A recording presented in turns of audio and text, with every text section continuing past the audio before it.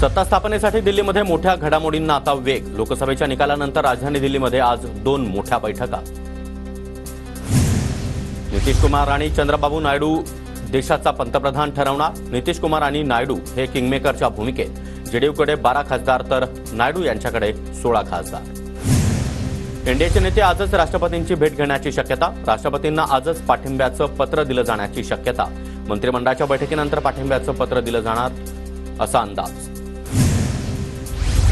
नव्या सरकार स्थापनेपूर्वी चंद्रबाबू नायडू पुन्हा एकदा दबाव तंत्राचा वापर करणार। टीडीपी लोकसभा अध्यक्षपदासह एकूण 6 मंत्रिपदांची मागणी करण्याची शक्यता। आजच्या एनडीएच्या बैठकीमध्ये टीडीपी मागणी करणार असल्याची सूत्रांची माहिती। नितीश कुमार यांना पंतप्रधान बनवण्याची नितीश कुमारांच्या सरकारमधील मंत्री जमा खान यांची मागणी। नितीश कुमार यांच्या जेडीयू पक्षाचं एनडीएवर दबाव तंत्र सुरू। आम्ही एनडीए सोबतच एनडीएच्या बैठकीसाठी हजर राहणार। चंद्रबाबू नायडू यांची प्रतिक्रिया। चंद्रबाबू नायडू एनडीएच्या बैठकीसाठी दिल्लीत दाखल।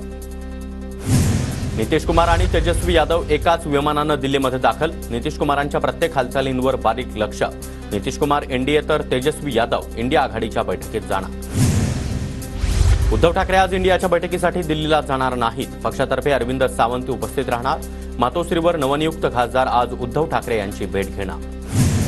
8 जूनला नरेंद्र मोदी पंतप्रधान पदाची शपथ घेणार। शपथविधी सोहळा 9 जून ऐवजी 8 जूनला होण्याची शक्यता। सूत्रांची माहिती। शपथविधी लांबणीवर पडल्यास विरोधी पक्ष हालचाली करण्याचा अंदाज। भाजपच्या वरिष्ठ नेत्यांची मित्रपक्षांसोबत चर्चा। काल रात्री अमित शहा यांनी संवाद साधला।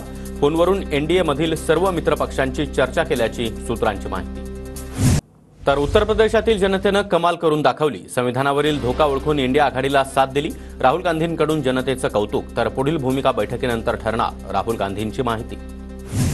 सरकार स्थापनेसाठी मित्रपक्षांचा काँग्रेसवर दबाव। शरद पवार आणि नितीश कुमार त्याचबरोबर चंद्रबाबू यांच्या संपर्कात।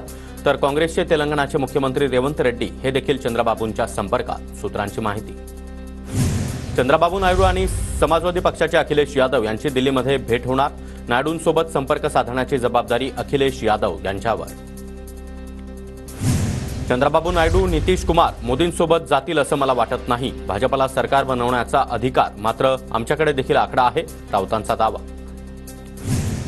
केंद्रामध्ये सरकार स्थापन करण्याचा आमचा फॉर्म्युला तयार। तर इंडिया आघाडीतच राहणार हे विशाल पाटलांनी जाहीर केलंय। काँग्रेस नेते नाना पटोले यांचं वक्तव्य। पक्ष आणि घर फोडल्यानं लोकांचा संताप। लोकांना नाचगाणी आवडत नाहीत। आनंदराव अडसूळ यांची नवनीत राणांवर जोरदार टीका। काँग्रेस नेत्या यशोमती ठाकूर यांनी नवनीत राणांना डिवचलं। बाण सोडल्याची नक्कल करत यशोमती ठाकूर यांनी राणांना डिवचलं।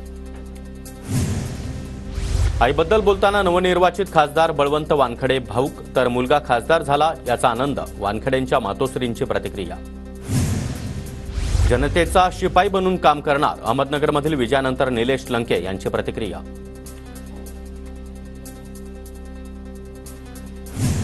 राज्यामध्ये फडणवीसांशिवाय पान हलत नाही असं म्हणत होते, मात्र लोकांनी फडणवीसांचं झाडच उपटून फेकलं। संजय राऊतांचा जोरदार हल्लाबोल।